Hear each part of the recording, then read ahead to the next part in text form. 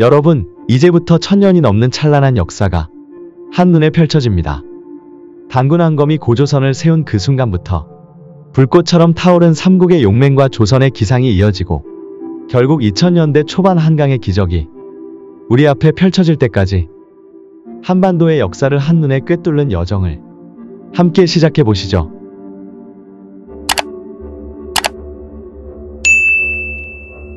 단군 신화와 고조선의 성립. 기원전 2333년 고조선 건국의 서막. 기원전 2333년 한반도 북부와 만주 일대에는 여러 부족 연맹체가 형성되어 있었습니다. 삼국유사에 따르면 환인의 손자인 환웅이 삼종천부인을 지니고 태백산 정상에 강림했습니다. 환웅은 인간 세상을 다스릴 이념과 질서를 정립하기 위해 도래했습니다. 곰과 호랑이의 인간 변신 기현. 환웅은 인간이 되고자 하는 곰과 호랑이에게 100일 동안 쑥과 마늘만 섭취할 것을 명했습니다. 호랑이는 유해 기간을 견디지 못했으나 곰은 인내를 완수하여 여성으로 변신했습니다. 웅녀로 변한 곰과 환웅의 결합은 단군왕검 탄생의 신화적 배경이 되었습니다. 환웅은 하늘 신앙을 가진 새로운 세력, 웅녀는 곰을 토템으로 농사를 짓던 토착부족, 호랑이 부족은 사냥을 해온 부족을 뜻한다고 합니다. 환웅과 곰 부족 웅녀은 함께 힘을 모아 농업과 공동체를 일구며 번성했지만 사냥을 고집한 호랑이 부족은 새 질서에 적응하지 못해 쇠퇴하고 말았답니다. 단군왕검과 고조선의 제도. 단군왕검은 조선이라 국호를 제정하고 서북 지역 여러 부족을 통합했습니다. 중앙집권적 요소가 가미된 초기 통치제도를 도입하여 법률 의례 조세 제도를 정비했습니다. 고조선은 동아시아 최초의 고대 국가 모델로 자리매김했습니다. 위만조선과 한사군 체제. 위만의 권력 장악. 기원전 194년경 고조선 말기 정치적 불안정기에 위만이 내부 권력을 장악하고 국왕으로 등극했습니다. 위만조선은 철제 무기를 적극 활용하여 국력 기반을 강화했습니다. 한무제의 침공과 멸망. 기원전 109년 한무제는 고조선의 전략적 요충지를 장악하기 위해 대규모 군사를 동원했습니다. 위만조선은 결국 한나라 군대에 패퇴했고 왕조는 멸망했습니다. 한사군 설치와 토착 세력의 저항. 한무제는 압록강 이남의 낭랑 진번 임둔 현도 4개 군을 설치하여 식민 지배 체제를 구축했습니다. 그러나 현지 토착 세력은 한사군의 과도한 통제로 인해 지속적으로 저항했습니다. 이후 한사군 일부는 서쪽으로 축소 이전되며 고구려 옥저 동해 등의 토착 국가가 발흥하는 계기가 되었습니다. 고구려의 건국과 발전. 고구려의 건국 배경. 기원전 37년 부여 계통의 주몽이 졸본을 도읍으로 고구려를 건국했습니다. 초기 고구려는 주변 유목 농경 집단과 동맹을 모색하며 세력 기반을 확장했습니다. 철제 농기구와 군사 조직. 철제 농기구의 보급은 농업 생산력을 획기적으로 향상시켜 인구 증가를 견인했습니다. 기마 전력을 중심으로 한 군사 조직은 만주 일대와 한반도 북부에서 우위를 점했습니다. 정치 체제의 정비. 2세기 이후 고구려는 중앙의 왕권 강화와 지방 세력의 조화에 초점을 맞추어 관등 제도를 정비했습니다. 상위 기갑 좌위 우위 등의 관직 체계가 확립되며 통합적 지배 기틀이 마련되었습니다. 백제와 신라의 성립. 백제의 해양 세력화. 기원전 18년 온조가 한강 유역에 백제를 건국했습니다. 백제는 한강 유역을 기반으로 해양 교역망을 구축하고 규슈 외인과의 교류를 통해 경제적 문화적 우위를 확보했습니다. 신라의 부족 연맹에서 중앙집권으로 기원전 57년 박혁거세를 시조로 내세워 신라가 건국되었습니다. 초기에는 박석김 세성씨의 경쟁적 지위가 유지되었으나 차츰 중앙집권적 통치체제로 전환되었습니다. 초기 관제와 사회제도. 백제는 육좌평 16관 등제를, 신라는 골품제를 각각 도입하여 귀족 세력의 위계를 형성했습니다. 두 왕국 모두 불교와 유교 사상 수용의 가능성을 모색하며 국가 이념을 정립하기 시작했습니다. 삼국 간 초기 경쟁 구도. 고구려는 서북 제패를 목표로 만주 연해주 일대를 지향했습니다. 백제는 해양 제패를 통해 한강 서해안을 기반으로 해양 교류권을 확장했습니다. 신라는 연맹 외교를 통해 백제 가야와의 동맹, 당나라 외국과의 외교 관계를 모색했습니다. 문화 종교의 전례와 형성, 불교의 수용. 4세기 중반 북이 남조를 통해 고구려 372년, 백제 384년, 신라 527년 차례로 불교를 공인했습니다. 불교는 왕실과 귀족층의 정신적 기반으로 자리 잡아 사찰 건립과 사상 체계 형성에 기여했습니다. 유교 도교 사상의 영향.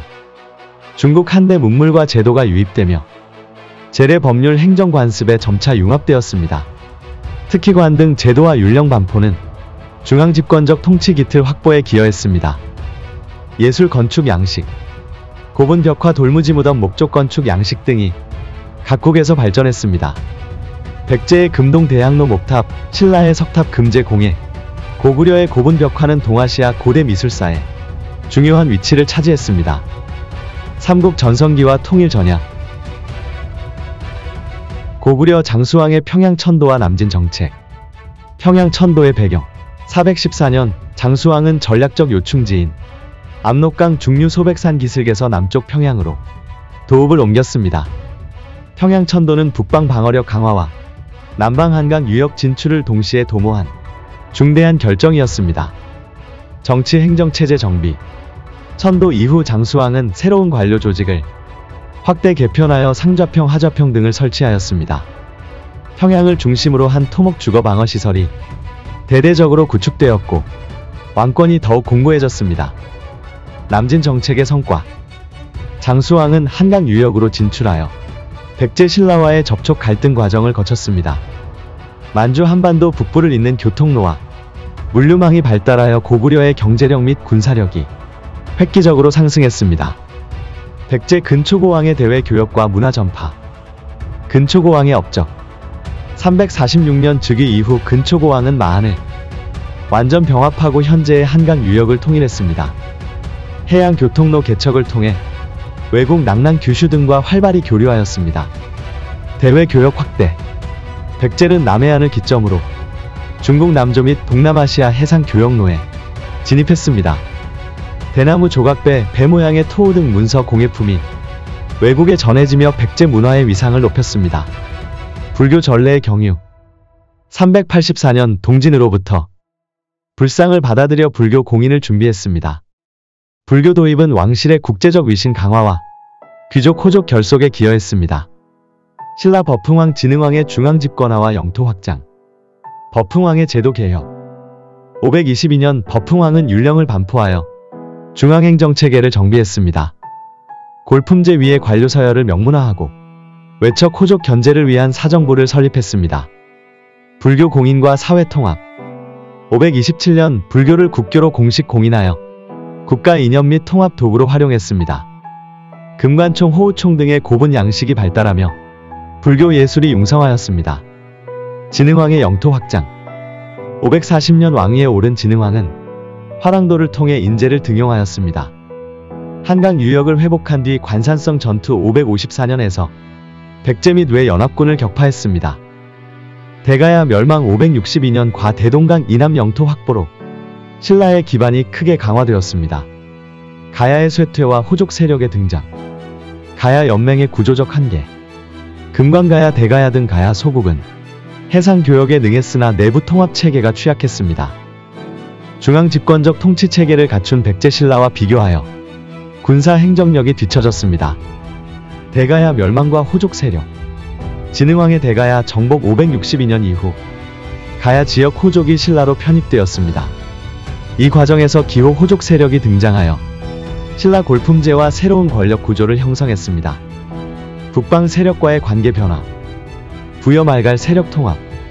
5세기 중반 이후 고구려는 부여말갈 옥저를 다시 통합하여 북방연합을 형성했습니다. 당과의 외교 경쟁이 시작되어 고구려는 요동 연해주 일대에서 전략적 우위를 확보했습니다. 수당과의 대결 국면. 597년 수양제의 대규모 침공. 수양제 5만 대군이 고구려를 위협했지만 살수대첩 안시성 전투에서 고구려가 승리했습니다. 이 전투는 고구려의 방어 능력을 국제무대에 과시하며 민족적 자존감을 고취시켰습니다. 당나라의 재침과 고구려의 고립. 645년 당고종의 1차 대규모 원정 안시성 전투 이후 고구려 당전선이 고착화되었습니다. 고구려는 내부 군사체계 재정비와 지방 산성 보강으로 방어태세를 강화했습니다. 통일 전야의 정치 외교 동향. 신라당 동맹의 성립. 651년 김춘추 태종 무열왕는 당으로 건너가 당 고종과 회담을 갖고 군사 재정 지원을 요청했습니다. 김유신 장군의 전략적 역할과 당과의 신뢰 구축이 신라 내부의 전쟁 준비를 뒷받침했습니다. 백제 고구려와의 관계. 신라는 백제 고구려와 경합하며 전선을 확대했지만 내부 분열과 호족 갈등으로 원활한 협력이 어려웠습니다. 통일 전야에는 신라 내부에서 당 군대와 협력하여 삼국을 일거에 제압하자는 논의가 주도권을 잡았습니다. 군사준비와 민심 수습. 신라는 통일 전야에 전국적 병력 동원 체계를 확립하고 황룡사 불국사 등 국가 상징 건축을 통해 민심 결집을 도모했습니다. 전투 경험이 풍부한 화랑 출신 관료 장수들이 전략적 요충지에 배치되어 작전 준비를 완료했습니다. 삼국 통일과 통일신라 발해의 성립.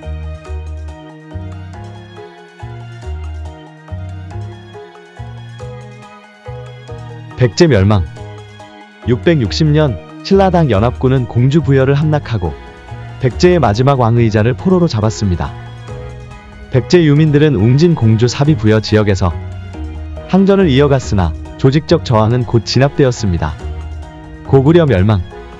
668년 당나라 수군과 신라군은 영향왕의 항전에도 불구하고 안시성 전투 후 서서히 고구려 영토를 잠식했습니다. 평양성 함락 직후 보장왕이 항복함으로써 고구려 왕조는 완전히 멸망했습니다. 통일신라의 성립. 문무왕은 고구려 백제 멸망을 바탕으로 삼국 통일을 공식 선언했습니다. 통일 직후 신라는 한반도 대부분 지역을 통치 영토로 삼았으며 이를 남북국 시대의 서막으로 보았습니다. 통일신라의 정치체제 정비. 중앙관제 개편. 689년 집사부 중시 시중 등 핵심 관청을 재편하여 3사 체제를 강화했습니다. 문무왕과 신문왕대에 걸쳐 17관 등 구서당을 확립하여 관료 등급을 명문화했습니다. 노급 제도의 조정. 통일 당시 호족 보상책으로 지급된 노급을 점진적으로 폐지하고 관료 봉급 체계를 재정비했습니다. 노급 폐지는 중앙 집권 강화와 지방 호족의 경제적 기반 약화를 동시에 실현했습니다. 지방행정구획. 구주 오소경 체제를 유지하면서 점차 지방관을 파견하여 지방 통제를 강화했습니다. 소경은 경주, 상주, 경주 등을 중심으로 폐경, 사벌주, 남원주 등이 포함되었습니다. 통일신라의 사회 경제 구조. 토지 제도 변화. 국유지 사유지 비율을 조정하며 전세 제도를 정비했습니다.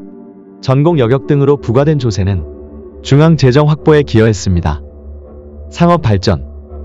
경주를 중심으로 한 육상 해상 교통망이 확장되어 실크로드 해상 루트와 연결되었습니다. 계림자랑 계리무랑 등 관직이 상업 수공업 관리 역할을 수행했습니다. 호족 세력의 부상. 통일 전쟁에 기여한 화랑 출신 호족들은 지방 기반을 확보하여 강력한 세력으로 성장했습니다. 이들 호족은 중앙 관료와 결탁하여 지방 분권적 세력 구조를 형성했습니다. 통일신라의 문화 종교 융성. 불교 예술의 절정. 751년 김대성의 주도로 건립된 불국사와 청원교, 백운교는 불교 건축 예술의 극치를 보여주었습니다. 774년 완공된 황룡사 9층 목탑은 독창적 목조 건축 기술과 도교적 상징을 융합했습니다. 선종의 유입. 구산선문과 함께 중국 당나라에서 유입된 선종 사상이 귀족층에 확산되었습니다. 선종, 고승, 원효, 해초 등이 불교 교리를 대중화하고 포교 활동을 활발하게 펼쳤습니다. 문학학술의 발전. 집사부 시서 시조를 통해 왕실의 호민관을 노래하였으며 화랑세기 등 사료가 편찬되었습니다. 선종, 교종, 화엄종, 법상종 등 다양한 불교 교파가 경쟁 융합하며 학술적 심화가 이루어졌습니다. 통일신라의 대외관계. 당나라와의 외교.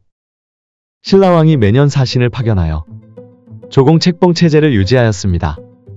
750년대 이후 당의 알록산 이연의 난으로 당 정세가 혼란해지자 신라는 향과 유포 등 문화 교류를 확대했습니다. 일본과의 교류. 일본은 7세기 후반부터 신라 사신을 초빙하여 임나 일본부 설립을 시도했으나 신라는 이를 제지했습니다.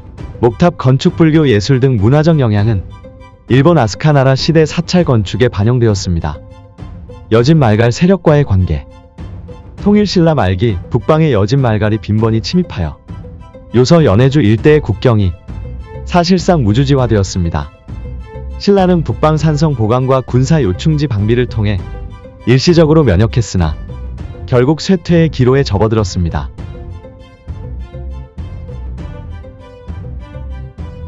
대조영의 발해 건국. 698년 고구려 유민과 말갈 세력이 대조영을 중심으로 결집하여 발해를 건국했습니다. 발해는 진국 해동성국이라 불리며 고구려 전통 계승을 표방했습니다. 오경 15부 62주 체제. 상경용천부, 동경용원부, 서경암록부, 남경상주부, 중경현덕부의 오경체제를 확립했습니다. 각경 중심으로 부주를 두어 지방행정과 군사 조직을 정비했습니다. 문왕대의 정치적 안정. 문왕 집사 시중 좌우위를 강화하고 유교 불교 관용 정책을 시행했습니다. 당나라와의 외교 무역을 확대하며 당의 기술 학문을 적극 수용했습니다. 발해의 경제, 사회, 문화, 농업과 수공업. 중국 북방 기풍이 혼합된 의주식 수리농업으로 곡창지대를 확립했습니다. 철기, 도자기, 직물 생산이 발달하여 무역 자원을 확보했습니다. 상업무역. 바닷길을 통한 일본 당나라 무역로와 육로를 통한 당나라 돌궐 여진 무역로를 운용했습니다. 현장 의 왕호 천축국전 기록에서 발해의 국제적 위상을 확인할 수 있습니다. 불교, 유교, 토착 신앙의 공존. 불교는 왕실 사원 중심으로 융성하여 영광탑, 감산사 등 불교 유적을 남겼습니다. 유교 관습은 관제 교육 제도로 흡수되었고 토착 신앙 요소는 민간 신앙으로 혼합되었습니다. 당나라와의 외교. 무왕, 문왕, 선왕대에 걸쳐 정기적으로 사신을 교환하며 조공 책봉 관계를 유지했습니다. 당나라 정세 악화기에는 발해가 당의 반란 진압을 지원하며 실리를 도모했습니다. 거란 여진의 압력. 9세기 후반 거란이 동진국으로 성장하여 발해 북방 국경을 압박했습니다. 여진 세력과의 갈등으로 군사적 긴장이 고조되었습니다. 발해 멸망. 926년 거란의 대규모 원정군이 상경용천부를 함락하며 발해는 멸망했습니다. 발해 유민은 신라 고려로 북상남하하며 문화적 전승을 이루었습니다. 고려의 건국과 중세사회. 태조 왕건의 후삼국 통일. 후백제 후고구려의 배경. 892년 후백제 견원, 후고구려, 궁예 등이 등장하며 후삼국 체제가 형성되었습니다. 후삼국 간 잦은 전투와 내분이 왕건의 통일 전략의 기회를 제공했습니다. 개경 천도와 연합외교. 919년 국호를 고려로 정하고 개경, 오늘날 개성으로 천도했습니다. 견원, 궁예를 각각 회유 파멸하면서 신라 잔존 세력과의 관계도 동시에 조율했습니다. 후삼국 통일 전투. 935년 왕건은 신검에게 항복을 받아 후백제까지 완전 통일을 달성했습니다. 고려 건국에 의해 한반도 최초의 중앙집권적 왕조가 건립되었으며 개경은 동아시아 교역과 문화 교류의 요충지가 되었습니다. 유교적 성리학 불교를 포용하는 다원적 통치 이념을 표방했습니다. 개경천도 이후 초기 제도 정비, 관제관 등 체계 확립. 940년 광평성 시중 중서문화성 등 핵심 관청이 설치되었습니다. 17관 등 2품 이상 고위 관료를 배치하여 중앙집권적 행정체제가 구축되었습니다. 과거제 도입 준비. 문필 역량 검증을 위한 서역 및 제술 시험이 실시되었습니다. 문신무신의 균형을 도모하기 위해 문과 무과 형태의 예비 제도가 마련되었습니다. 토지 조세 제도의 토대, 시급 녹봉 공음전 등 초기 토지 배급 체계가 형성되었습니다. 전식과 제도의 시초로 중앙 귀족과 지방 호족의 경제 기반이 균형을 이루도록 설계되었습니다. 불교와 유교의 공존. 태조는 태조 4년 937에 도성국사를 초빙해 불교 시국 교화에 힘썼습니다. 성종대에 이르러 유교 경정 강독과 유학자 등용이 활성화되었습니다. 광종의 개혁과 중앙집권 강화.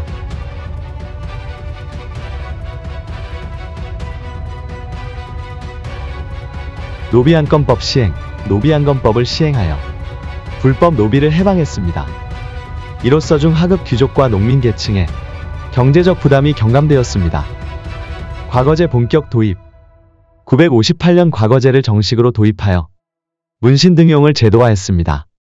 명경과 명경제 유락과 등 문이과로 구분된 시험 과목이 정비되었습니다. 과전법의 시초. 공음전 전식과를 재정비하여 과전을 지급, 중앙지방관에 시급 구조가 강화되었습니다. 이 체제는 이후 전식과 제도의 기초로 작용했습니다. 국립교육기관 정비. 국자감이 설립되어 유교 경전 법률 역학 등을 교육했습니다. 승려와 유학자가 함께 교육받는 다학문 체제가 구축되었습니다. 문벌 귀족 사회의 성립과 성종 통치. 문벌 귀족의 형성. 과거제 확대로 중앙 진출 문신 가문이 고착화되었고 이들이 문벌 귀족으로 발전했습니다. 문종 1046에서 1083대에 이르러 가문의 명망과 관력 결합이 최정점에 달했습니다. 성종의 정치 문화 업적.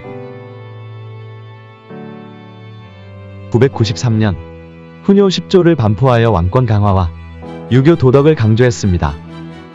삼국사 삼국유사 등 기전체 역사서 편찬이 시작되며 학술적 토대가 강화되었습니다. 황제 칭호와 대외 관계. 성종은 고려 국호를 황제국 위상으로 자리매김하기 위해 당나라 송나라와 외교 관계를 유지했습니다.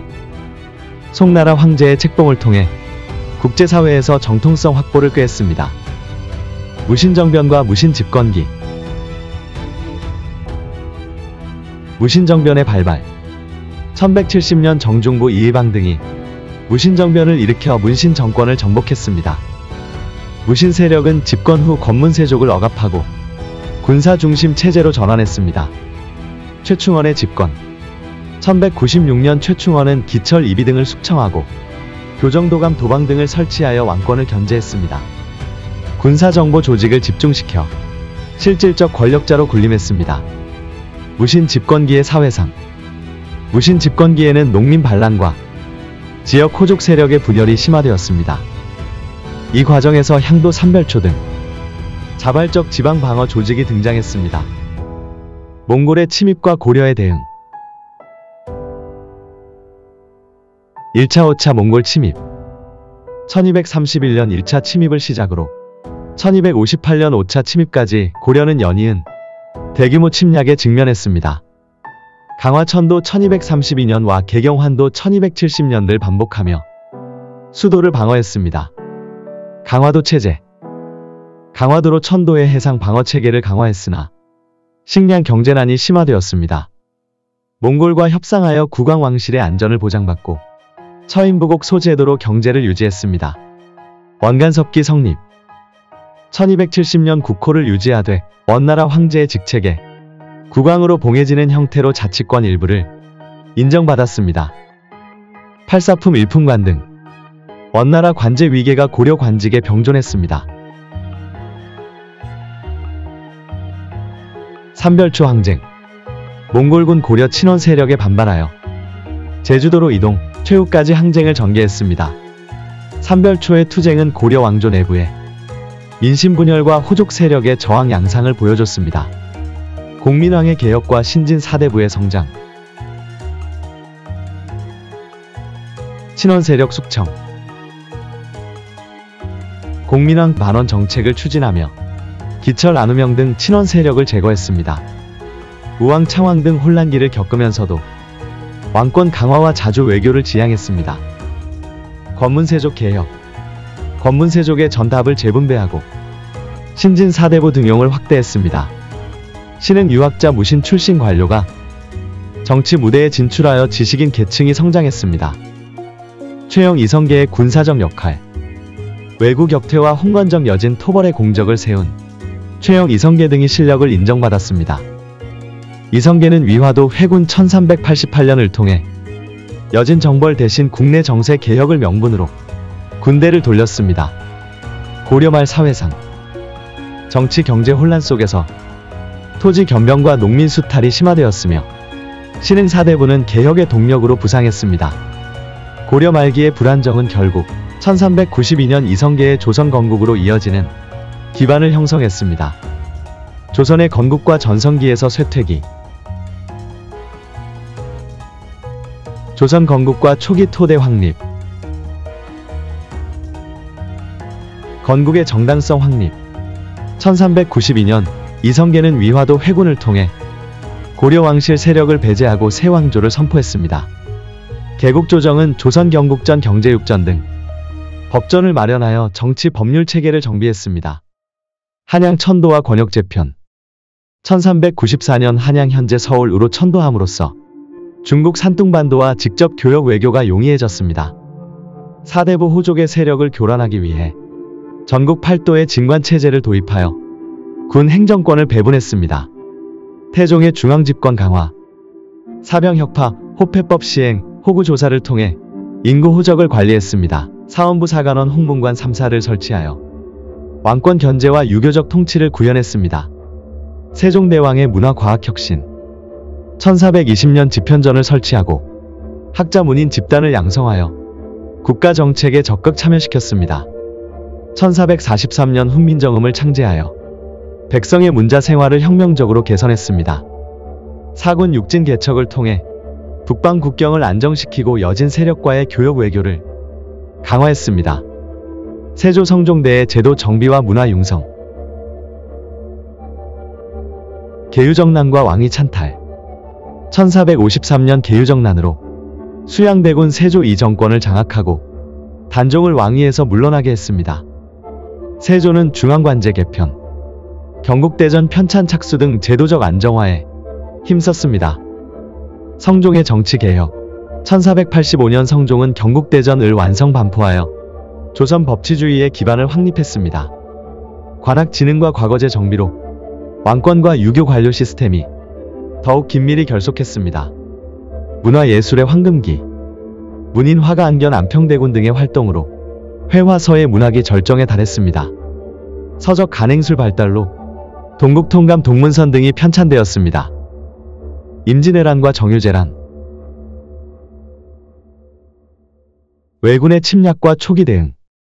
1592년 도요토미 히데요시의 일본군이 부산포에 상륙하여 한양까지 진격했습니다. 조선군은 전열이 정비되지 못해 패배를 거듭했으나 의병과 전략적 후퇴로 대처했습니다. 이순신의 해전 승리. 이순신 장군은 한산도 대첩 1592, 명량 해전 1597 등에서 결정적 승리를 거두어 해상 교역로를 확보했습니다.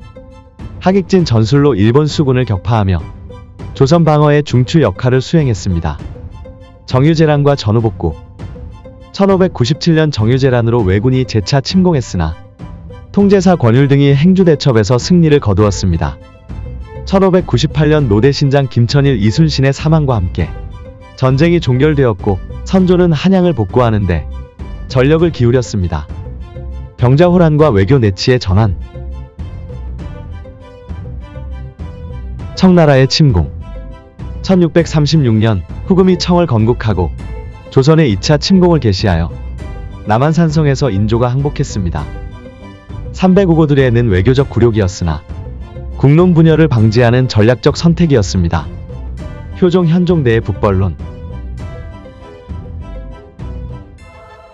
항복 후 효종 시대에는 북벌 의지가 강했으나 예산 동원력 부족으로 실현되지 못했습니다.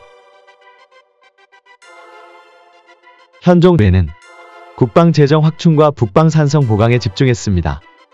예속 논쟁과 정치 분열. 1659년 단종의 복위일을 기준으로 상복 기간을 두고 예속 논쟁이 벌어졌습니다. 서인 남인 간 진영 싸움이 격화되며 정치적 불안정이 지속되었습니다. 영정조의 탕평책과 문화 르네상스. 18세기 영조의 탕평책. 1724년 즉위한 영조는 탕평책을 통해 서인 남인의 세력 균형을 도모했습니다. 노론 소론 양파로 분열된 당쟁을 억제하기 위해 진보파 보수파 인사를 고루 등용했습니다. 정조의 개혁 정치. 1776년 정조는 규장각 장영영 설치로 왕권을 강화하고 인재 등용을 확대했습니다. 수원 화성 건설 회가변 등 문화 행사를 통해 국왕의 권위를 민심과 결속시켰습니다. 학문 예술의 부흥. 실학 계열 학자 박지원 박재가 등이 제도 개혁 경제 발전론을 제시했습니다. 정조 집권기에는 경세유표 여유당 전서 등 실학 저술이 편찬되었습니다. 세도 정치와 사회적 위기. 순조 헌종 철종대 외척 세도. 순조 이후 안동 김씨, 풍양 조씨 등 외척들이 권력을 독점했습니다. 세도 정치로 농민 천민 수탈이 심화되어 농민 봉기 홍경래의 난, 진주 밀란 등 빈발했습니다. 국내 경제의 침체. 화폐 유통 부실과 상업 위축으로 시장 경제가 위축되었습니다. 토지 겸병과 지주제 강화로 농민의 삶이 궁핍해졌습니다. 서양 세력의 접근. 1832년 천주교 박해 기해 박해로 천주교 신자와 교세가 탄압받았습니다. 이후 서양 선교사 상인이 은밀히 내륙으로 진출했습니다. 흥선대원군의 개혁과 쇄국 정책. 왕권 강화 조치. 1863년 고종 즉위 후 흥선대원군이 섭정하여 서원 철폐 천여 개를 시행했습니다. 왕실전각 경복궁 중건으로 왕실의 위상을 강화했습니다. 세도가 제압과 호포제 추진. 외척 세도의 힘을 억제하고 호포제를 도입하여 양반 중인에게 군포를 부담시켰습니다. 세제 개혁이 지방 행정 비용 충분한 재원을 마련했습니다. 쇄국 외교 유지. 병인 양요 1866, 신미 양요 1871 등 프랑스 미국 함대의 침입에도 무력으로 저항했습니다. 강화도 조약 체결 1876년 이전까지 적극적 쇄국 정책을 고수했습니다. 개항과 근대화 모색. 강화도 조약 체결. 1876년 김옥균 김홍집 주도로 강화도 조약을 체결하여 조일수 조규가 공포되었습니다. 일본과 최초의 근대적 외교 관계를 수립했으나 불평등 조약이었습니다. 개항장과 외국 공관. 부산 원산 인천을 개항장으로 지정하여 서양 상점 공관이 들어섰습니다. 근대적 상업 금융시설이 설치되며 경제 구조가 변동했습니다. 갑신정변 1884년과 개혁파. 급진 개화파 김옥균 박영효 등은 청일 중립적 개혁을 목표로 14일간의 갑신정변을 일으켰습니다. 개혁 실패 후 청일 세력 균형 논의. 주류 정치로 부상했습니다. 동학농민운동과 갑오개혁. 1894년 동학농민운동의 발발. 1894년 전라도 고부에서 봉기한 동학농민군은 토지 세금 부패 관료 문제를 제기했습니다. 농민군은 보부간민을 기치로 내걸고 개혁정부 수립을 요구했습니다. 청일전쟁과 정치 격변. 농민군 진압을 위해 청일 양국 군대가 한반도에 진입하며 청일전쟁이 발발했습니다. 전쟁 결과 일본의 승리로 조선 내 정치적 위상이 크게 무너졌습니다. 갑오개혁 추진. 1894년 7월 김홍집 내각은 문벌 폐지 과거제 폐지 은행 설립 우편 전보 설치 등 근대적 제도를 도입했습니다. 개혁의 한계로 일본의 영향력만 확대된 채 실질적 자주권은 위축되었습니다. 대한제국 성립과 일제강점기. 을미사변과 아관파천. 을미사변의 전개. 1895년 8월 20일 명성황후 씨의 사건이 발생했습니다. 일본 낭인들이 경복궁 안으로 침투하여 황후를 잔혹하게 살해함으로써 조선 왕실은 극도의 충격에 빠졌습니다. 아관파천. 을미사변 직후 고종은 신변 안전을 이유로 1896년 2월 러시아 공사관 아관으로 거처를 옮겼습니다. 아관파천은 러시아 세력에 대한 의존을 심화시켰으며 곧 개혁 세력과 칠러 친일파 간 갈등을 증폭시켰습니다. 국내외 반응. 개화파 유색 민중 모두 외세에 의존하는 국가 지도부에 강한 불만을 드러냈습니다. 한편 일본 러시아는 조선에서 각축을 벌이며 한반도를 자신들의 전략적 거점으로 삼으려 했습니다. 대한제국 선포와 광무개혁. 대한제국 선포. 1897년 10월 12일 고종은 연호를 광무로 정하고 황제로 즉위했습니다. 대한제국의 자주독립 의지를 내세우며 한국이 아닌 대한제국으로 국호를 변경했습니다. 광무개혁의 기적, 근대적 국가 건설을 목표로 관제, 법제, 재정, 군사 등 전 분야 개혁을 추진했습니다. 일본 세력이 주도한 조일수호 조규 개정안, 제1차 한일협약 이 개혁의 발목을 잡는 걸림돌이 되었습니다. 주요 개혁과제, 재정개혁, 광무 5년 1901 광무개혁의 일환으로 원수부 탁제하문을 개편해 재정관리 체계를 정비했습니다. 군제 개편, 친위대 진위대를 창설하고 서양식 훈련과 장비 도입을 통해 근대군으로 탈바꿈을 시도했습니다.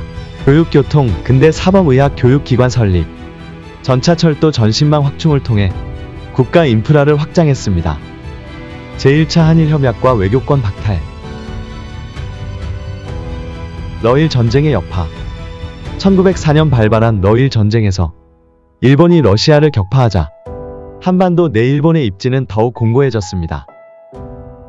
제1차 한일협약 1904년 일본은 군사 행정 고문 파견 명목으로 제1차 한일협약을 강요했습니다. 재정, 군사, 경찰 등 핵심 권한을 고문기관으로 이양함으로써 대한제국의 주권이 심각하게 침해되었습니다. 제2차 한일협약 을사조약 1905년 11월 일본은 을사조약을 통해 대한제국의 외교권을 완전 박탈했습니다. 통감부 설치, 외교권 독점으로 사실상의 보호국이 되었으며 고종은 강제 반포를 거부했으나 국제사회는 묵인했습니다. 을사오적과 의병항쟁. 을사오적의 매국 행위. 이완용, 이근택 등 5인은 을사조약 체결에 찬성하여 을사오적으로 불렸습니다. 을사조약에 반대하는 인사들은 을사오적 처단을 주장하며 민중 저항을 촉구했습니다. 전국적 의병운동. 1905년 말부터 전국 각지에서 의병이 봉기했습니다. 유인석, 홍범도, 김홍집 등 지역 유력자들이 주도하여 교전, 일본군 경찰과 대치했습니다. 의병 진압과 한계. 일본군의 잔혹한 탄압과 무기 군수 지원 부족으로 대부분의 의병 부대는 해산하거나 패퇴했습니다. 그러나 의병운동은 민족 자결 의식을 고취하고 후일 독립운동의 단초를 마련했습니다. 한일 병합 조약과 강제 병합. 제3차 한일협약 1907년 7월 열린 헤이그 특사 사건 이후 고종이 강제 퇴위당하고 순종이 즉위했습니다. 이어진 한일 신협약으로 군대 해체, 관리, 임명권 이양 등 내정권마저 상실되었습니다. 한일 병합 조약 1910년 8월 22일 체결된 한일 병합 조약으로 대한제국은 완전한 식민지가 되었습니다. 조선 총독부가 설치되어 총독이 행정, 입법, 사법 권한을 모두 장악했습니다. 강제병합의 전말. 조약 문안 작성은 일본 외무성 주도로 이루어졌으며 전권 위임 장관 서명만으로 처리되었습니다. 국내외 비판과 저항에도 열강은 일본의 식민 지배를 사실상 승인했습니다. 일제강점 초기의 통치와 저항. 문화 통치와 무단 통치. 초대 총독 데라우치 마사타케는 무단 통치를 실시하며 식민 지배를 공고히 했습니다. 1910년대 중반부터 문화 통치로 전환하며 신문 출판 집회 확대를 허용했으나 실제 권력은 총독부가 독점했습니다. 토지조사 사업. 1910년 1918년 일본인 명의 토지 확장 및 토지세 수탈 기반을 마련했습니다. 많은 농민이 토지를 잃고 소작농으로 전락했습니다. 3.1 운동과 상해 임시정부 수립. 1919년 3월 1일 고종 서거를 계기로 전국적 민족 대항운동이 일어났습니다. 한일합방의 불법성을 폭로하며 대한독립 만세를 외쳤고 이 여파로 상해에 대한민국 임시정부가 설립되었습니다. 일제강점기 중기와 해방 전야. 3.1운동과 민족대표의 독립선언. 운동의 발발 배경. 1919년 3월 1일 고종의 서거 소식이 민족의 분노를 촉발했습니다. 2월 말부터 민족유일당운동 및 독립운동 계획이 비밀리에 준비되었습니다. 독립선언과 대규모 시위. 민족대표 33인은 탑골공원에서 독립선언서를 낭독하고 대한독립 만세를 외쳤습니다. 이후 서울, 평양, 원산 등 전국 주요 도시와 해외 한인 거주지에서 동시다발적 시위가 일어났습니다. 일본 당국의 탄압. 일본 헌병 경찰은 무력 탄압과 학살로 대응했으며 10만 명 이상이 체포 기소되었습니다. 그러나 독립운동의 전국 확산과 해외 여론 환기를 이루어내 민족 자결원칙을 알렸습니다. 대한민국 임시정부 수립과 국제외교. 상하이 임시정부의 조직. 1919년 4월 11일 상하이에서 대한민국 임시정부가 출범했습니다. 이승만, 안창호, 김구 등 임시의정원 국무총리 주석 중심 체제로 구성되었습니다. 독립운동 세력 통합 노력. 임시정부는 연통제 교통국 등을 설치해 국내외 연락망을 구축했습니다. 이는 상하이, 만주, 연해주, 일본 미주 지역 독립운동 단체와의 연대를 강화하는 수단이었습니다. 국제외교 활동.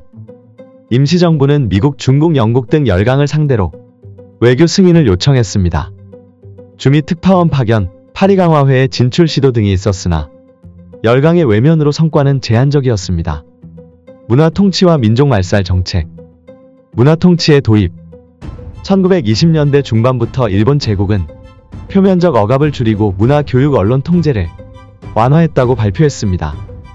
신문, 출판, 집회 허용이 확대되었으나 실상은 친일 관변단체 육성과 헌병 경찰의 감시 강화였습니다. 언어 교육 억압. 학교에서의 한국어 수업이 제한되고 교과서의 일장기를 강조했습니다. 도서 검열과 언론 탄압이 지속되며 민족 정체성 말살 시도가 이어졌습니다. 토지 조사 사업과 경제 수탈. 1910년대 말부터 시행된 토지 조사 사업은 일본인 친일 지주에게 유리하게 진행되었습니다. 농민 다수가 토지를 상실해 소작농으로 전락하며 농촌 사회 구조가 크게 붕괴되었습니다. 무장투쟁과 의열단 활동. 의열단의 결성. 1919년 김원봉, 김상옥 등이 주도하여 의열단을 조직, 전략적 테러 방어 암살을 전술로 삼았습니다. 수많은 친일 인사, 경찰서, 식민기관 요인에 대한 과감한 공격이 전개되었습니다. 국내 무장 독립전쟁. 1920년대 초 국내에서 김익상, 종로경찰서 폭탄 의거, 나석주, 동양척식 주식회사 의거 등 의거가 잇따랐습니다. 의열단은 민중의 저항의식을 고취하고 일제가 안심할 수 없는 불안 요소로 작용했습니다. 한인애국단 김구의 활동. 1931년 한인애국단이 설립되어 이봉창, 윤봉길 의거를 지원했습니다. 윤봉길 의거. 1932년 상하이 홍커우 공원폭탄 투척는 중국 국민정부의 대일 투쟁기지를 확보하는 계기가 되었습니다. 만주, 연해주 중국 관내 독립군 활동. 대한독립군 북로군 정서. 1919년 간도 지역에서 서일 이회영 일가가 대한독립군을 조직했습니다. 이어 북간도로 이동한 독립군은 북로군 정서를 설립해 군정, 행정, 외교 기능을 겸했습니다. 한국독립군 김자진 장군. 한국독립군 홍범도 부대 출신은 청산리 전투 1920년에서 대승을 거두며 독립군 사기를 진작시켰습니다. 김자진 장군의 지휘 아래 빼앗긴 영토 일부를 회복했다고 선전했습니다. 연해주 저가사 자유시 참변. 1921년 연해주 적군 백군 갈등 속에서 한인사회가 피해를 입고 독립군 기반이 약화되었습니다. 자유시 참변. 1921년 6월을 계기로 한인자치기구가 큰 타격을 받았습니다. 혁신의회 남북만주의 독립운동. 1930년대 남만주와 북만주에 혁신의회 정족성을 갖춘 조직이 결성되어 연합작전을 시도했습니다. 일제의 육격대 헌병 기습과 토벌 작전으로 1938년 이후 만주 독립군 세력은 크게 약화되었습니다. 국내 민족운동과 농민노동투쟁. 농민운동의 전개. 1920년대 소작류 폭등과 경제공황으로 농민항쟁, 보천보 농민봉기, 홍성합천 소작쟁해 등이 빈발했습니다. 농민의 농민조합이 형성되어 토지 노동 조건 개선을 요구했습니다. 노동운동과 사회주의 확산. 1927년 국내 최초의 전국적 노동조합인 조선노동공제회가 설립되었습니다. 태평양 전쟁과 국내 차출. 전쟁체제 전환. 1937년 중일전쟁 발발 이후 일본은 조선인 징용 징병을 확대하여 전시 노동력을 동원했습니다. 징용령으로 수십만 명의 한국인이 군수 공장 탄광 등에 강제 동원되었습니다. 학도 지원병 지원근로정신 1943년 학도 지원병 제도가 도입되어 청년 학생들이 강제적으로 군에 편입되었습니다. 지원근로 정신이라는 명목으로 여성 노인 청소년까지 지원근로 대상에 포함되었습니다. 민간인 학살 고문, 강제징용 현장에서의 인권 유린과 과로 영양실조로 사망자가 속출했습니다. 독립운동가 불응자에 대한 고문 학살이 자행되었습니다. 한국광복군 창설과 연합군 협력 1941년, 1945년 한국광복군의 조직 1940년 중국 충칭에서 김구주석을 중심으로 한국광복군이 창설되었습니다. 광복군은 중국 국민당군 미 OSS와 연합작전을 협의했습니다. 연합군과의 연대 1941년 미 영중 연합국 교전 선언과 함께 광복군은 연합군의 일원으로 인정받기 위해 노력했습니다. 임시정부는 광복군의 한국 파견 작전 및 연합국 참전 요청을 지속했습니다. 태평양 전쟁 말기 활동 1945년 4월 광복군 특별공작대를 조직하여 국내 진공 작전을 계획했으나 전승 상황 변화로 실행되지 못했습니다. 광복군은 해방 후 한반도 진공과 정권 이양 협상을 준비했습니다. 해방 전야의 국내 정세, 무장해제 귀국 준비, 태평양 전쟁 종전이 임박하면서 임시정부는 귀국 단원 명단을 정비했습니다. 국내 정치단체는 광복 이후 이념 계파 갈등의 조짐을 보였습니다. 사회주의 공산주의 세력 성장 1920에서 30년대 활동한 사회주의자가 귀환하여 신민당 신간의 후신을 결성했습니다. 조선공산당 농민조합 연합 세력이 항일 해방운동 이력을 바탕으로 영향력을 확대했습니다. 국내 민중의 기대와 불안, 대다수 민중은 해방을 기쁨으로 맞았으나 권력 공백과 외세 개입에 대한 불안도 병존했습니다. 임시정부와 국내 세력 간 정권 이양 협상이 해방 직후 최대 현안으로 대두되었습니다. 대한민국 수립과 현대사 광복 직후 전국 형성 1945년 1948년 일본의 패망과 해방 1945년 8월 15일 일본이 연합국의 무조건 항복함에 따라 한반도는 35년간의 식민 지배에서 해방되었습니다. 이른바 광복은 민중이 오랜 침탈에서 벗어난 역사적 전환점이었습니다. 소련 미국의 분할점령 북위 38도선 이북의 소련군이 이남의 미군이 진주하여 한반도는 분단 점령 체제로 전환되었습니다. 곧바로 좌우 이념 갈등이 격화되며 남북한 각기 다른 정부 수립 논의가 진행되었습니다. 과도정부 수립 시도 여운형 김구 김규식 등은 좌우 합작을 통한 단일 정부 수립을 모색했으나 소련 미국 간 대립으로 실패했습니다. 1947년 유엔 총회가 남한만의 단독 총선을 결의함에 따라 분단 상황이 고착화되었습니다. 제1-2차 미소 공동위원회 1946에서 1947년 미소 양측 대표가 한반도 문제를 논의했으나 결국 합의점을 찾지 못했습니다. 한반도 문제는 국제냉전 구도 속에서 남한 정부 수립, 북한 정부 수립의 순으로 진행되었습니다. 대한민국 정부 수립과 6.25 전쟁 1948년, 1953년 대한민국 정부 수립 1948년 5월 10일 재헌국회의 총선거를 거쳐 7월 17일 재헌헌법을 공포했습니다. 1948년 8월 15일 이승만의 초대 대통령으로 하는 대한민국 정부가 공식 출범했습니다.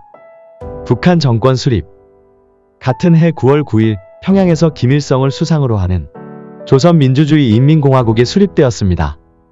남북한의 상이한 정부가 들어서면서 한반도는 항구적 분단 구조로 진입했습니다. 6.25 전쟁 발발 1950년 6월 25일 새벽 북한 인민군이 38선 전역을 기습 돌파하며 전면 남침을 감행했습니다. 초기 서울 함락과 낙동강 방어선 구축, 인천 상륙 작전 메가더 장군 지휘로 전세가 반전되었습니다.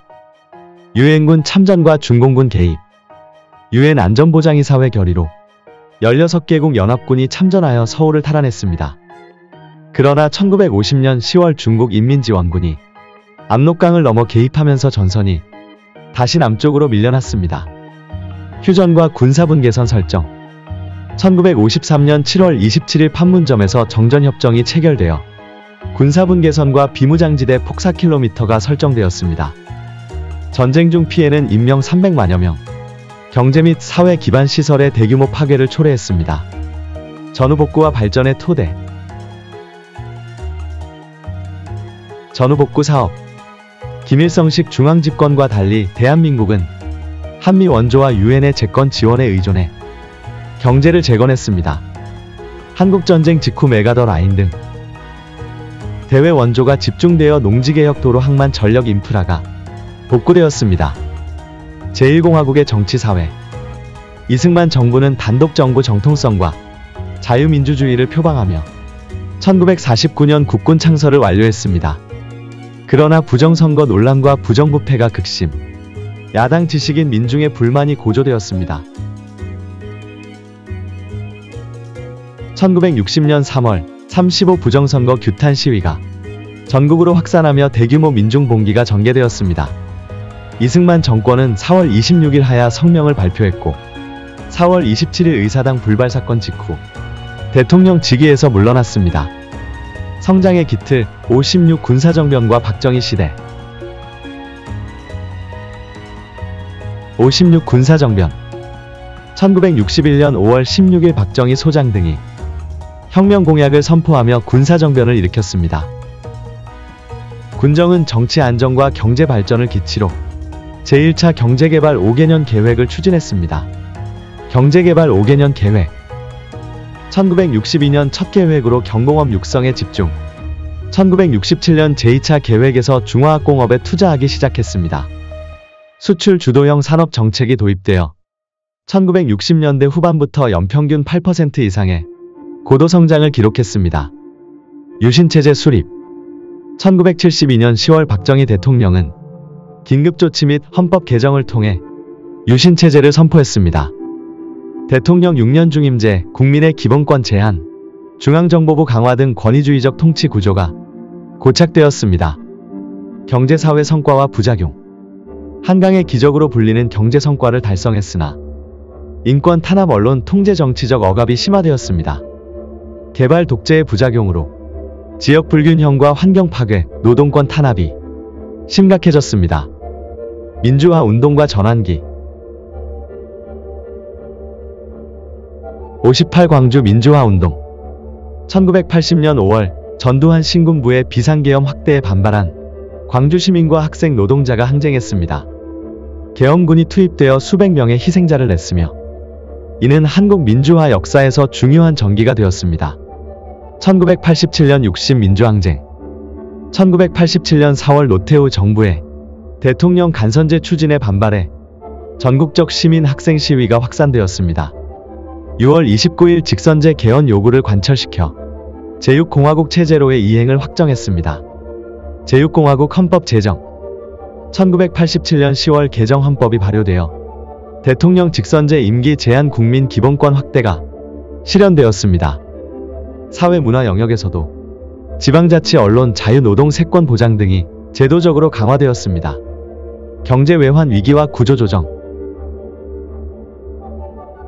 IMF 외환 위기. 1997년 외환 위기로 인해 국제통화기금 IMF에 긴급 구제 금융을 요청했고 엄격한 구조조정 조건을 수용했습니다. 은행, 기업, 노동시장에 대한 개혁이 단행되었으며 금융통신, 유통 분야에서 대규모 민영화와 외국인 투자 개방이 추진되었습니다. 경제 회복과 정보화. 1999년 이후 경제는 점진적 회복세를 보였으며 IT 반도체 산업을 중심으로 정보통신 기술 혁신이 가속화되었습니다. 삼성, LG, 현대차 등 글로벌 기업이 성장해 세계 시장에서 경쟁력을 확보했습니다. 사회적 변화. 경제 구조 변화에 따른 노동 유연화, 비정규직 증가, 사회 안전망 개선 필요성이 제기되었습니다. 복지 정책 확대 논의가 활성화되었으며 고령화 사회 진입에 대비한 제도적 기반이 마련되었습니다. 이상으로 고조선 건국부터 현대 대한민국의 헌정 위기와 권력 견제에 이르는 방대한 역사를 함께 살펴보았습니다. 수천 년의 풍파 속에서 우리 헌정은 끊임없이 시험대를 거쳤지만 그때마다 법과 절차를 지켜온 시민과 제도가 대한민국을 더욱 성숙하게 만들었습니다. 오늘의 이야기가 여러분께 역사의 깊이를 되새기는 계기가 되었길 바라며 앞으로도 헌법 정신과 민주시민의 뜻을 함께 고민해 주시길 부탁드립니다. 영상이 도움이 되셨다면 좋아요와 구독, 알림 설정 잊지 마시고요. 다음 영상에서 더 흥미로운 주제로 찾아뵙겠습니다. 감사합니다.